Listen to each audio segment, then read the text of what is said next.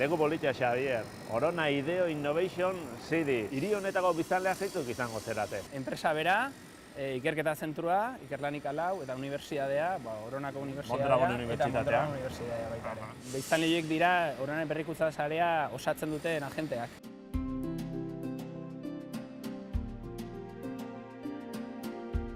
Berrikuntza zuzendutako proiektu bat berritzaile izan behar da bere hortan.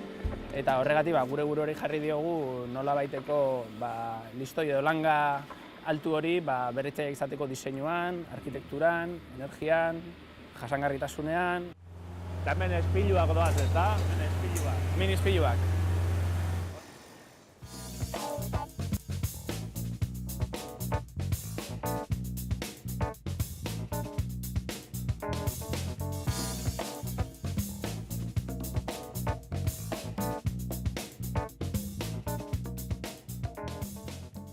Orain, Xavier, oaren barruan gaude. Hemen guztiak du zentzu bat. Dena pentsatu duzue, ez norabide batean. Hori da, esan ezagun, eraikinen jasangarritasunean pentsatzen dugunean, lehenko gauza dela bioklimatikoki pentsatzea.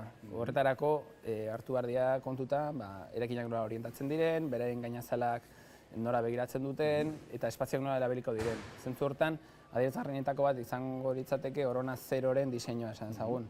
Inklinatuta dagoen zilindroa da, hegoaldera orientatuta. Garaibateko baserriak horrela egoten ziren, ez da? Eguzkiari begira, eguzkia zegoenean berotzeko. Esan ezagun zentzu oso basiko horiek orain berreskuratzen ditugu zentzu sofistikatuago baten. Hemen zer joango da?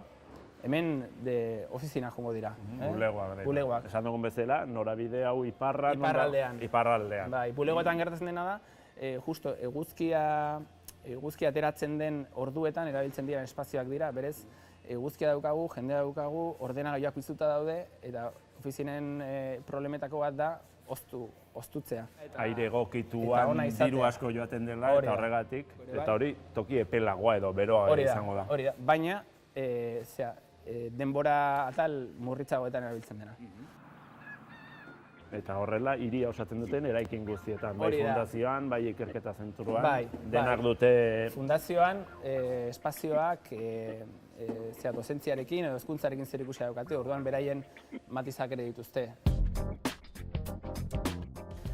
Hau ere da, fatxada bat, txapa zulatuzkoa, eta honen funtzioa da, ekialdetik eta mendebaldetik eraikin honek ikasgeratan daukan argi sarrera matizatzea. Argi sarrera fuerte hori nobait ahultzea, baina aldi berean barrutik kanporako ikuspegi hori mantendu. Ikusten ditugun hiruki hauek ez daude politak direlako jarrita. Zentzu bat daukate, zentzu batean. Marrazki horrek badu, zentzu bioklimatikoa esango dugu. Hori da. Orduan, esan ezagun, fatxadak baduela, segun eta ze triangelu mota kokatua dagoen, transparentea, ze arargia edo transluzidoa edo opakoa, horien arteko kombinazioarekin, konposizio bat daukagu, eta leku batzutan gehiago izten gera eguzkiak gehiago ematen diolako, transparenteagoa da ikuspegia daukalako, eta bar. Altzairua da ikusten diren arrastre. Altzairua eskalazaterea eta inprimatua behiren artean.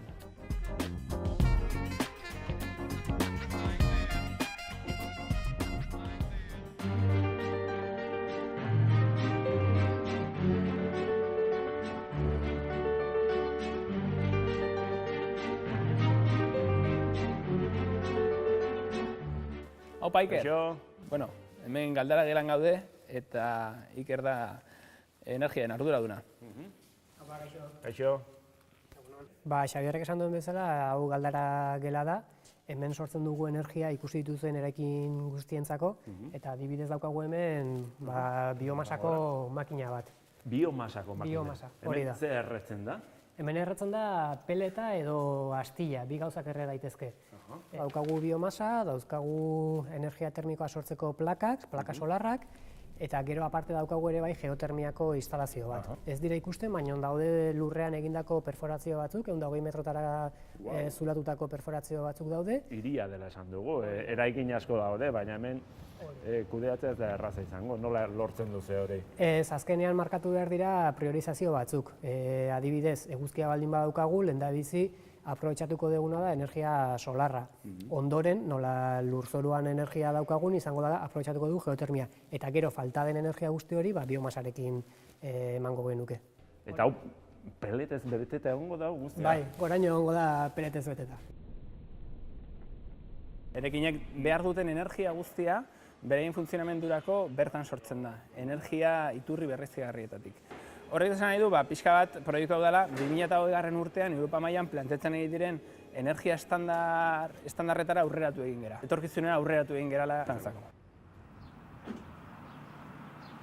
Bueno, eta energia elektrikoa sortzeko dauzkagu plaka solar hauek. Plaka solar hauek teilatu guztian egongo ziren, eta eraikinak berak funtzionatzeko behar duen energia elektrikoa plaka solar hauen bitartez sortuko genuke. Eguzkia dagoenean. Eguzkia dagoenean, hori da. Eguzkia ez dagoenean, saretik hartuko genuke. Baina urteko balantzea neto izango litzateke.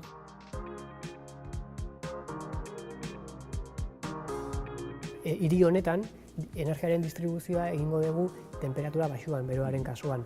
Kasu honetan 55 gradutara bidaliko dugu. Eta horrek eskatzen du beste teknika bat, ezta? Hori da, beste teknika bat dela solur radiantea. Hodiak doaz, serpentin bat eginez, joan etorria egiten du, berriro itzultzeko zirkuitora eta galdarak gelara berriro berotu edo goztera, segun zer nahi dugun. Eraikin guzti hauek LEED eta BREEAM ziurtagirietan ziurtatzen ari gara, zertifikatzen ari gara. Eta zer ziurtagiri dira horiek? Eraikinen jasangarritasuna ziurtatzen duten eraikinak. Kontutan hartu dute materiala, erabilia materialak, garraioa nola den, energia nola den, ura nola kudeatzen den.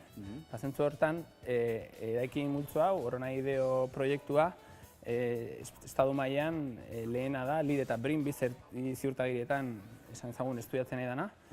Eta aldi berean eman digute lehen berrikuntza puntoa igogailuekin eta igogailuen energia kudeaketarekin zerikusia daukan.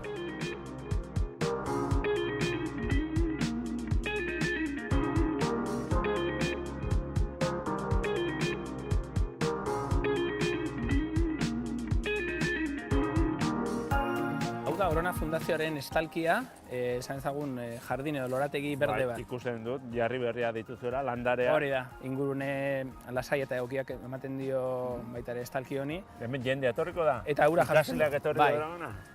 Hemen ona ikasleak etorriko dira eta baita ere, justo gauden leku honetan, energia plaka batzuk egongo dira. Energia solar termikoa sistema zentralizatura biarriko duten plakak. Orduan, energiaren terraza edo izango da baita ere. Izango da. Eta erlajatzeko zergatik ez, ez? Eta dena elkarlotuz, plazaren, esan ezagun, nivel ezberdinak, eta pixkat hiri zentzu hori proiektu guztiari ematen dion kontzeptu hori enfatizatuz, ez? Bisitatzeko moduko hiria, eta eskerrik asko gaur erakusteagatik, Xabier. Oso ondo, eskerrik zuzuei, sortzeagatik.